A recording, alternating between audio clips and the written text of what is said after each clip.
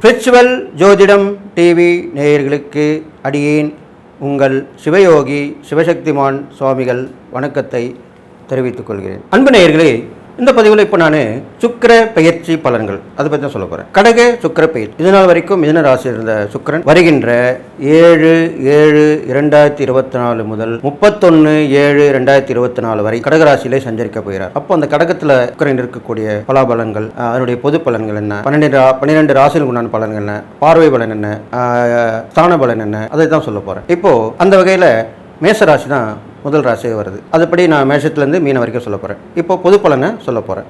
இப்போ உள்ள கிரக நிலை பார்க்கும்போது மீனத்தில் ராகு, மேஷத்தில் செவ்வாய், ரிஷபத்தில் குரு, மிதுனத்தில் சூரியன், கடகத்தில் புதன், இப்போ சுக்கிரன் வந்து சேர்ந்துருவார்.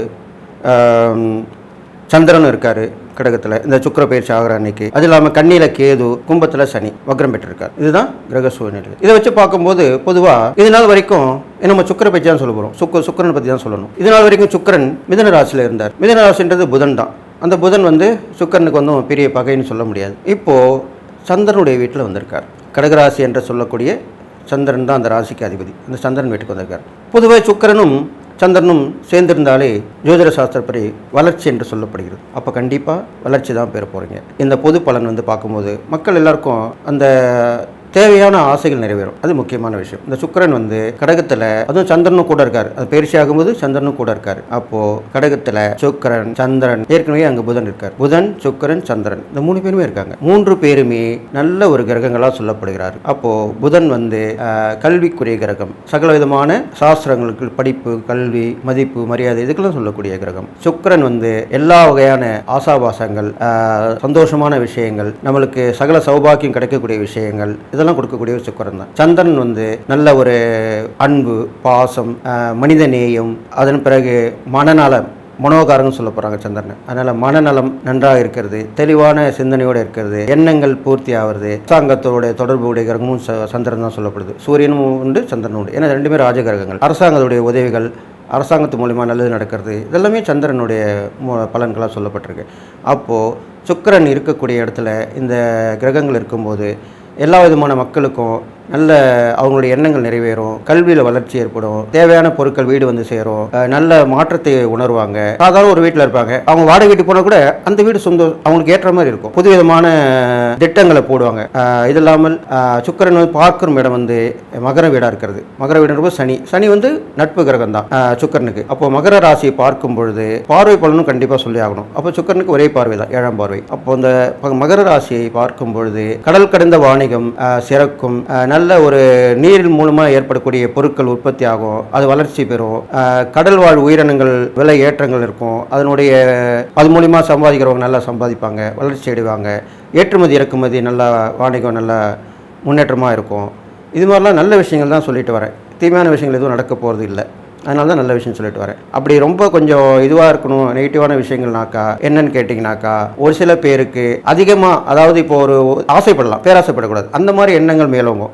அப்போ அந்த ஆசை மட்டும் பட்டு நியாயமான ஆசையாக இருந்தால் நல்லது நடக்கும். பேராசைப்பட்டால் பெரு நஷ்டம் தான்.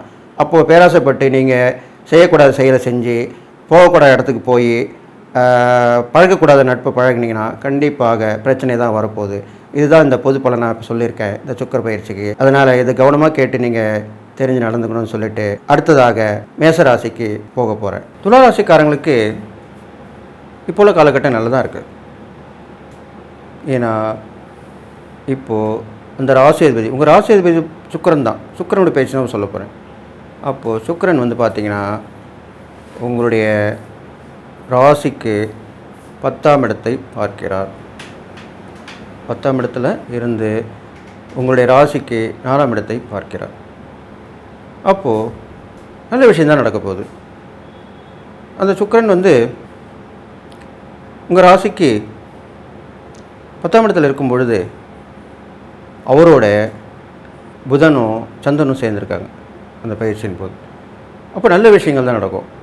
10ஆம் இடம்ன்றது ஒரு மனிதனுக்கு ஜீவனத்தை கொடுக்கக்கூடியது, ஜீவனஸ்தானம் அப்படின்னு சொல்லப்படுது. அப்போது எந்த வகையாவது ஒரு வருமானம், பெரும்பாலும் உத்தியோகம் பண்ணுறவங்க இருக்காங்க, தொழில் பண்ணுறவங்க இருக்காங்க, வியாபாரம், இது மாதிரி வகையில் தான் அந்த ஜீவனம் சொல்லப்பட்டிருக்கு. இப்போ அந்த வகையில் உங்களுக்கு நிறைய வருமானங்கள் வந்து சேரும். இப்போ வேலைக்கு போயிருந்தீங்கன்னா, வேலையில் இருந்தீங்கன்னா அந்த ஓவர் டைம் கொடுப்பாங்க, அது மூலிமா எக்ஸ்ட்ரா பைசா வரும். அப்புறம் இன்க்ரிமெண்ட் கிடைக்கும். இன்சென்டிவ்னு ஒன்று இருக்குது, அது கிடைக்கும். ஊக்க உயர்வு, அதாவது ஊக்கத்துக்காக கொடுக்குறது, நல்லா பண்ணுறீங்க அப்படின்றதுக்காக அதுவும் தருவாங்க, அதுவும் கிடைக்கும். இதே தொழில் இருந்தீங்கன்னா நல்ல நல்ல விஷயங்களில் வந்து மனசை ஒருமைப்படுத்தி நீங்கள் செய்யக்கூடிய செயல்கள் எல்லாமே வெற்றியாகி அது மூலிமா லாபம் கிடைக்கும். வியாபாரத்துலையும் அது மாதிரி வளர்ச்சிகள் கிடைக்கும். புதுசாக ஏற்கனவே பண்ணிகிட்டு இருக்கிற பொருள் விற்காமல் இன்னொரு அதனுடைய லிங்க் தொடர்பான பொருட்களை வச்சு விற்பனை செய்வீங்க, அது மூலிமா லாபங்கள் கிடைக்கும். இது மாதிரி வகை தான் இப்போ நேரங்கள் அப்படி இருக்குது, அதனால தான் சொல்ல வேண்டும். அது மாதிரிலாம் கிடைக்கும். அது இல்லாமல் போட்டி பந்தயங்களை கண்டிப்பாக கலந்து கொண்டு வெற்றி பெறலாம். இப்போது அதுக்குள்ள நேரம், அப்போது யோசிப்பீங்க, நம்ம இப்போ கலந்துக்கிட்டால் வெற்றி கிடைக்குமா கிடைக்காதா. அப்போ இப்போ உள்ள நேரம் நல்லா இருக்குது, அப்போ கலந்துக்கலாம். ஆனாலும் பெண்ணாக இருந்தாலும் கலந்துக்கலாம். பெரும்பாலும் மாணவ மாணவிகள் தான் கலந்துப்பாங்க. அவங்க கலந்துட்டால் நல்லது தான் நடக்க போகுது. பதவி உயர்வு கிடைக்கும். அரசியலில் உள்ளவங்களுக்கு, சமூக சேவை பண்ணுறவங்களுக்கு நல்ல ஒத்துழைப்பு கிடைக்கும், பரிசு பாராட்டு கிடைக்கும், பிரபலமாவீங்க. இப்போ சமூக சேவை பண்ணுறவங்களே பிரபலமாகறாங்க. ஏன்னா யாருமே செய்யாத ஒரு உதவி அவங்க பண்ணுவாங்க.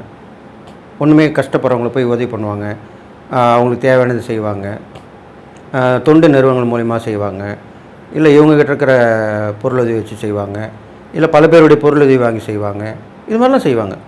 இப்போ அந்த மாதிரி உள்ள துறையில் உள்ளவங்களுக்கெல்லாம் நல்ல பிரபலமடையக்கூடிய நேரமாக இந்த நேரம் இருக்குது. அது இல்லாமல் உங்களுக்கு புது புது அர்த்தங்கள் வாழ்க்கையில் புரியும். எப்படின்னு கேட்டிங்கன்னா, இது பண்ணால் இது நடக்கும், இது செஞ்சோம்னா இந்த விஷயம் நடக்கும், இதில் வருமானம் வரும், இதில் வருமானம் வராது, இந்த செயலை செஞ்சோம்னா கண்டிப்பாக வெற்றி கிடைக்கும், இந்த செயலை செஞ்சோம் தோல்வி கிடைக்கும். அதுவும் நீங்களும் தெரிஞ்சுப்பீங்க. அதுக்கு உண்டான சிந்தனா சக்தி பெருகி அது மூலிமா அழகாக செயல்படுவீங்க. அதுதான் முக்கியம். மனுஷனுக்கு வந்து யோசிச்சு செய்கிறது தான், திட்டம் போட்டு பண்ணுறது எல்லாமே சக்ஸஸ் ஆகும், வெற்றி அடையும். அந்த மாதிரி நேரங்காலம் தான் இப்போ வந்திருக்கு உங்களுக்கு. இது இல்லாமல் உங்களுக்கு உயர்ந்த பதவி கிடைக்கிறதுக்கு வாய்ப்பு இருக்குது. உயர்ந்த பதவி, அதாவது உயர்ந்த பதவினா எல்லோரும் பார்த்து ஆச்சரியப்படக்கூடிய அந்த மாதிரி கிடைக்கும். அது மாதிரிலாம் நல்லாயிருக்கு. அது இல்லாமல் வீடு கட்டுறது, வாங்கிறது, அரைகுறையாக உள்ள வீட்டை கட்டி முடிக்கிறது, இல்லை இருக்கிற வீட்டை வந்து புதுமை செஞ்சு பழைய வீட்டை புதுசாக ஆக்கிறது, அப்புறம் வந்து இன்டீரியர் டெக்கரேஷன் மாதிரி பண்ணி அதில் நல்லபடியாக ஆக்கிறது, இது மாதிரி இப்போ உள்ள காலகட்டங்கள் செய்யலாம். இது மாதிரி பண்ணலாம். வண்டி வாங்கலாம், புது வண்டி வாகனங்கள் வாங்கலாம். வாகனம் மூலிமா தொழில் நடத்துகிறவங்க நிறைய வண்டி வாங்கி போடலாம். அது மூலிமா நிறைய ஆட்கள் வருவாங்க. தொடர்ந்து ஃபோன் கால் வந்துனே இருக்கும், வண்டி இருக்கான்னு கேட்பாங்க. உங்கள்கிட்ட இருந்த வண்டிலாம் போயிருக்கோம், வண்டி இல்லைன்னுப்பீங்க. என்ன சார், உங்களை தான் நம்பியிருக்கோம், நீங்கள் நல்ல சர்வீஸ் நல்லா இருக்குது, அப்போ ஏன் சார் வண்டி இன்னும் கொஞ்சம் அதிகமாக வாங்கி வைக்கலாமே அப்படின்னு அவங்க சொல்லுவாங்க. அப்போ கண்டிப்பாக வண்டி வாங்கி போடுவீங்க. அதெல்லாம் செய்யலாம், அது பண்ணலாம். அது இல்லாமல் நண்பர்கள் உறவினர்கள் வந்து உதவி பண்ணுவாங்க. தாய் வழி ஒரு உதவி பண்ணுவாங்க. தாயாருடைய உடல்நலில் நீங்கள் கவனமாக இருக்கணும். அவங்களுடைய அன்பு பாசம்லாம் அவங்களுக்கு கிடைக்கும். அவங்களுக்கு ஆதரவாக இருப்பாங்க. இது மாதிரிலாம் நடக்கும். இந்த மாதிரி இப்போ உள்ள நேர காலங்களில் அது மாதிரி தான் நடக்க போகுது. அது இல்லாமல் உங்களோட உடம்பையும் கொஞ்சம் பார்த்துக்கணும். மர்ம உறுப்பு, அது இல்லாமல் மறைமுகமான நோயின்னு சொல்லுவாங்கள்ல, புதுசாக இருக்க எப்படி வந்து தெரியலையாடுவாங்க, அந்த மாதிரிலாம் வரத்துக்கு வாய்ப்பு இருக்கிறனால முன்னெச்சரிக்கையாக இருக்கணும். அது வந்தாலும் அது சரியாயிடும், பயப்படாதீங்க. இருந்தாலும் முன்னெச்சரிக்கையாக இருக்கிறது நல்லது. அது வராமல் பாதுகாக்கிறது நல்லது. அப்படியே வந்துட்டாலும் அது உங்களுக்குள்ளே இப்போ காலக்கு நேரம் பிரகாரம் நிவர்த்தி ஆகிடும். அதனால் பயப்பட வேண்டிய அவசியம். இதெல்லாம் வரப்போகுதுன்னு சொல்கிறது தான், உங்களுக்கு வழிகாட்டியாக சொல்லக்கூடியது தான். அதனால் இது மாதிரிலாம் நீங்கள் தெரிஞ்சு நடந்துக்கிட்டால் கண்டிப்பாக நல்லா தான் இருக்க போகிறீங்க. அது இல்லாமல் இறை வழிபாடுன்னு பார்க்கும்போது உங்களுக்கு நரசிம்மர் தான் பெரும்பாலும் சொல்லிட்டு வரேன். நரசிம்மரில் வழிபாடு பண்ணி வரலாம். 3 நரசிம்மர் ஒரே நாளில் தரிசனம் பண்ணிட்டு வரலாம். சிங்கிரி, பரிக்கல், பூவரசங்குப்பம் அப்படின்னு சொல்லக்கூடிய 3 இடத்துல நரசிம்மர் இருக்கார். அது ஒரே நாளில் போயிட்டு வரலாம். அது அந்த சுற்றுலா ட்ராவல்ஸில் சொன்னீங்கன்னா புக் பண்ணிட்டீங்கன்னா அவங்களே கூட்டின்னு வந்து விட்ருவாங்க. இது மாதிரி நீங்கள் நட்பு உறவுகளும் கூட நீங்கள் சுற்றுலா ஏற்பாடு பண்ணி போயிட்டு வரலாம். அந்த ஒரே நாளில் அந்த நரசிம்மர் தரிசனம் பண்ணுறது ரொம்ப விசேஷமாக சொல்லப்பட்டிருக்கு. அது மாதிரி பண்ணிட்டு வரலாம். அது இல்லாமல் நீங்கள் திரவ சம்மந்தப்பட்ட உணவு தானமாக கொடுக்கலாம். இப்போது நீர்மோர், பழம் ஜூஸு, அப்புறம் வந்து அதில் பழத்தினால செஞ்ச உணவுகள் இது மாதிரிலாம் செய்யலாம், கொடுக்கலாம். அவங்க ஒன்றுமே இல்லாத மாதிரி இருப்பாங்க, சாப்பிட்ருக்க மாட்டாங்க. சாதாரணமாக உணவு தண்ணி தான் அவங்களுக்கு கிடச்சிருக்கும். ஒரு பழம் ஜூஸு நல்ல உடம்புக்கு தேவையானது கொடுத்திங்கன்னா ரொம்ப சந்தோஷப்படுவாங்க. இது மாதிரி கூட நம்ம வாங்கி தருவாங்களா அப்படின்னு அவங்க ஆச்சரியப்படுவாங்க. அப்போது அந்த மனசில் நினைக்கும் போது உங்களுக்கு நல்ல விஷயந்தான் நடக்கும். அவங்களுக்கு மனசார வாழ்த்துறது ரொம்ப பெரிய விஷயம். பெரும்பாலும் வெளியில் சொல்கிறத விட மனசால் உங்களை வாழ்த்துனாங்கன்னா அதுதான் அதனுடைய பலன் தான் அளப்பரியதாக இருக்கும். இதுதான் சாஸ்திரத்தில் சொல்லப்பட்டிருக்கு. அதனால் இது மாதிரிலாம் செஞ்சுட்டு வரலாம். அது இல்லாமல் பெண்கள் வகையில் வந்து ஏற்றம் கிடைக்கும், பெண்கள் கை ஓங்கியிருக்கும், அவங்க மூலிமா நல்ல நன்மைகள் கிடைக்கும். இப்போது உள்ள காலகட்டத்தில் உங்கள் மனைவி சொல்கிறத கேட்கலாம், மகள் சொல்கிறத கேட்கலாம், சகோதரி சொல்கிறத கேட்கலாம், தாயார் சொல்கிறத கேட்கலாம், மாமியார்ன்றது தாய்க்கு சமமானவங்க தான். இது மாதிரி அவங்களாம் சொல்கிறத கேட்டு நடந்தாலே கண்டிப்பாக நல்லது நடக்க போகுது. அதனால் லக்ஷ்மி வழிபாடு பண்ணலாம். அஷ்டலட்சுமி கோயில் போயிட்டு வாங்க, அது ரொம்ப விசேஷமாக சொல்லப்பட்டிருக்கு. வீட்டில் வெள்ளிக்கிழமையில் லக்ஷ்மி வழிபாடு வச்சுட்டு வாங்க, விளக்கேற்றிட்டு வாங்க, இதெல்லாம் பண்ணலாம். அம்மன் வழிபாடு ரொம்ப வந்ததாக சொல்லப்பட்டிருக்கு. அம்மன் வழிபாடு பண்ணிட்டு வரலாம். அம்மனுக்கு வந்து ரோஜா நிற மாலை அது வாங்கி போட்டால் ரொம்ப விசேஷம், லக்ஷ்மி கடாட்சமாக இருக்கும். தாமரை மலர் வாங்கி அம்மனுக்கு சாத்தலாம், வழிபாடு பண்ணிட்டு வரலாம். லக்ஷ்மிக்கு வந்து நெல்லிக்கனி மாலை போடலாம், நெல்லிக்கனி வாங்கி வச்சுட்டு வரலாம். இதெல்லாமே வந்து லக்ஷ்மிக்கு ஏற்ற ஒரு வழிபாடாக தான் சொல்லப்பட்டிருக்கு. இது மாதிரிலாம் பண்ணிட்டு வரலாம். அப்போ உங்களுக்கு லக்ஷ்மி கடாட்சம் கிடைக்கும். குபேரங்கோளுக்கு போயிட்டு வரலாம். இதெல்லாமே நீங்கள் செய்யக்கூடிய விஷயமாக தான் சொல்லப்பட்டிருக்கு. அப்போது பச்சை வஸ்திரம் சாத்தி கோயிலுக்கு கொடுக்கலாம். அங்கே வாங்கிட்டு வந்து நீங்கள் கட்டிக்கலாம். பச்சை கயிறு வாங்கிட்டு வந்து கட்டிக்கலாம். பச்சை குங்குமம் வாங்கி நெற்றில் இட்டுக்கலாம். வாரத்தில் ஒரு நாள் வெள்ளிக்கிழமை மட்டும் இட்டுட்டு கூட போகலாம். இது மாதிரிலாம் பண்ணிட்டு வரணும். இதெல்லாம் செஞ்சால் தான் எப்பயுமே நல்லது நடக்கும். செய்யாமல் நம்ம ஒன்றுமே பலன் எதிர்பார்க்கறதுல எந்த விதமான நன்மையும் கிடைக்காது.